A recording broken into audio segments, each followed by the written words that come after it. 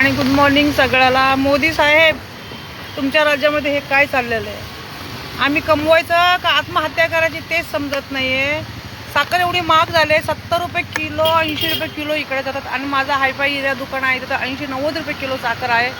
वडापावचं दुकान आहे, माझं चहाचं दुकान आहे, बघू शकता तुम्ही.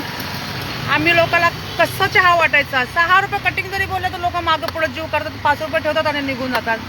6 रुपये कटिंग कसं चहा देतात? 12 रुपये फुल कसं चहा द्यायचा अशा महागाईमध्ये? हां, तेलाचा भाव किती महाग झाला आहे. 200 रुपये लिटर नुसतं तेल झाले किलोच्या मागे. 70 रुपये किलो साखर. बाटला आम्ही ब्लॅकनी कधी कधी आम्ही मागवतो तर बाटल्याचा पण 3 छोटा बाटला 3000, मोठा बाटला 4500. कसं कमवायचं? कसे 2 पैसे मागं ठेवायचे? हे तर फक्त भीक मागण्याची ती वेळ आलेली आहे. आम्ही काहीतरी करा, तुम्ही प्लीज काहीतरी करा आणि आमच्या पोटावर पाय नका देऊ आणि वाचवा सगळ्याला आत्महत्या करण्यापासून. कारण जॉब जरी केला ना तर जॉबलाही किती 15 ते 16 हजार पगार आहे, त्याच्या आतलीच नाही आहे. भाड्याच्या रूमवाल्याने काय करायचं?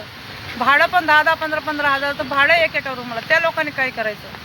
एवढी महागाई असली तर कसं होणार? कसं जगणार लोक? मला तर खूप परेशानी झालेली आहे. मी तर एक सिंगल मदर आहे, करते मी, करून खाते मी, पण एवढा महागाईचा असला तर कसं करायचं? हो मायाताई, सांगा तुम्ही, एवढी महागाई कसं करणार माणूस? सांगा. 70 रुपये किलो आज साखर झाले, बाटल्याचा भाव एवढा महाग झाला आहे, कसं बायकांनी कसं घर चालवायचं? सरकारला आपण काय म्हणून तरी काय बोलायचं आपण सरकारला? आल्यापासून खरंच सरकारने ना आमच्या हातात भिकाचंच खातं दिलेलं आहे. सरकार आल्यापासून कसं झालं? वैताग नाही.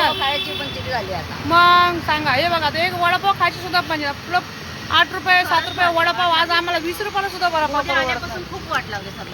मोदी आल्यापासून खूप वाट लागली. मग सगळीकडून महागाई वाढली. मग कसं फायदा नाही.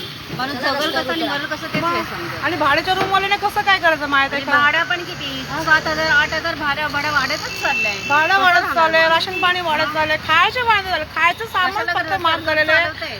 ते खायचं पहिलं आम्हाला काहीच नको, लाडक्या बहिणीचेही पैसे नको आम्हाला, फक्त तुम्ही काहीच पाहिलं नाही आम्हाला. ते पण बदल्यामध्ये खातलं जातं. आमची तर पेन्शन पण नाही भेटत. 2 महिन्यांनी भेटते, ते पण एका महिन्याची भेटते, त्याच्यानंतर भेटतच नाही. काय फायदा? लाडक्या बहिणीचे 1500 रुपये दिले 2 महिने 3 महिने, त्याच्यानंतर काय पैसा? माझं तर वर्ष झालं ते लाडकी बहीण बंद आहे. मला तर 1 रुपये पण ते भेटत नाही. पण तो लाभ ज्याला भेटतो ते पण बायका बोलतो आम्हाला काहीच लाभ नाही त्याचा.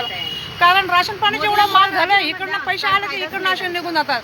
मोदी साहेब, बाटल्याचा भाव कमी करा, राशन पाण्याचा कमी करा, जगू द्या. तुम्ही पण जगा आणि आम्हाला पण जगू द्या.